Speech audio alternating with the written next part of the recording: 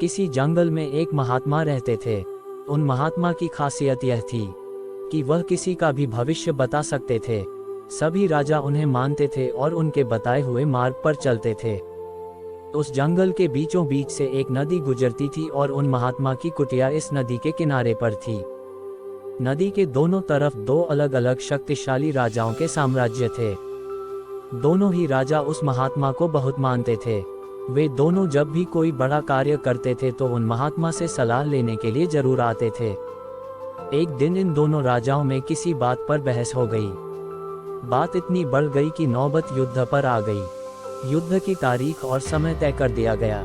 पर जैसा कि दोनों राजाओं का एक नियम था कि जब भी कोई बड़ा कार्य करते तो वे दोनों उस महात्मा की सलाह जरूर लेते थे। इसीलिए पहले राजा उन महात्मा के पास आता है और उनसे पूछता है कि महात्मा जी, मैंने पड़ोस के राजा के साथ युद्ध करने का फैसला किया है। यह जानना चाहता हूँ कि युद्ध का परिणाम किसके पक्ष में होगा। वह महात्मा कहते हैं, युद्ध का परिणाम तुम्हारे पक्ष में नहीं है, तुम्हारी हार निश्चित है। राजा महात्मा जी से पूछता है, क्या जीतने का कोई भी उपाय नहीं है। महात्मा कहते हैं, नहीं, कोई उपाय नहीं है। यदि युद्ध किया तो हार निश्चित है। फिर वह राजा कहता है कि तलवार बयान से निकल चुकी है, अब युद्ध होके रहेगा, जो होगा देखा जाएगा। फिर वह राजा उस समय वहां से चला जाता है और अपने सैनिकों को कड़ी मेहनत करने के लिए कहता है। सभी सैनिक राजा की आज्ञा मानकर जीत तोड़ मेहनत करने के लिए लग जाते हैं। दूसरे दिन दूसरा राजा उन महात्मा के पास आता है और उनसे पूछता है कि महात्मा जी, मैं पड़ोस के राजा के साथ युद्ध करने के लिए जा रहा हूँ। इसीलिए मैं इस युद्ध का परिणाम जानना चाहता हूँ कि युद्ध किसके पक्ष में रहेगा। वह महात्मा कहते हैं, हे राजन, तुम्हें और तुम्हारी सेना को हराने का उस राजा के पास कोई उपाय नहीं है। उन महात्मा की बात सुनकर वह राजा बहुत ही ज्यादा प्रसन्न हो जाता है और सीधा जाकर अपनी सेना को यह खुशखबरी सुनाता है। यह बात सुनकर उस राजा के सैनिक भी बहुत खुश हो जाते हैं और युद्ध की तैयारी में लग जाते हैं। समय बीतता है और युद्ध का समय आ जाता है। युद्ध नाद बजाई जाती है और युद्ध शुरू हो जाता है। दोनों सैनिक एक साथ भीड़ जाते हैं और मार काट मच जाती है।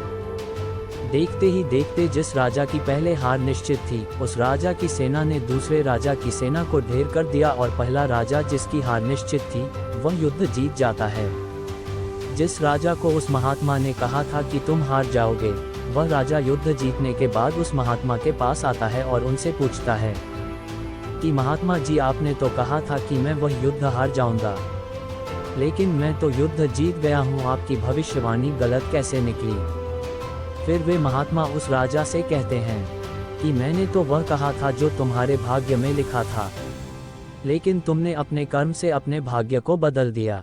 तुम्हारी जीत का कारण यह है कि तुमने अपने भाग्य से ज्यादा अपने कर्म को आवश्यक समझा और उस दूसरे राजा ने अपना सब कुछ भाग्य पर छोड़ दिया।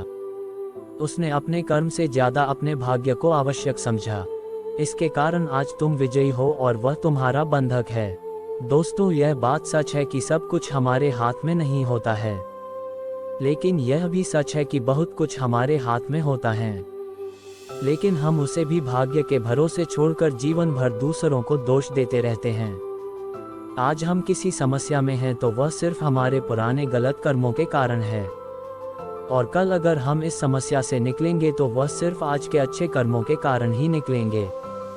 दोस्तों, अगर आप आज कुछ नहीं करते हैं तो कल वैसा नहीं होगा जैसा आप चाहते हो, और अगर आप आज अपने बुद्धि का इस्तेमाल करके वह करते हैं जो आप करना चाहते हैं तो आप सब कुछ पा सकते हैं जो आप चाहते हो। तो यह आपके ऊपर निर्भर करता है कि आपको कुछ करना है या अपने भाग्य के भरोसे बैठे रहना है। दोस्तों, आप हमें कमेंट करके ज़रूर बताएं कि आपको यह कहानी कैसी लगी। ऐसी ही कहानियाँ को पाने के लिए आप हमारे चैनल को सब्सक्राइब जरूर करें। धन्यवाद।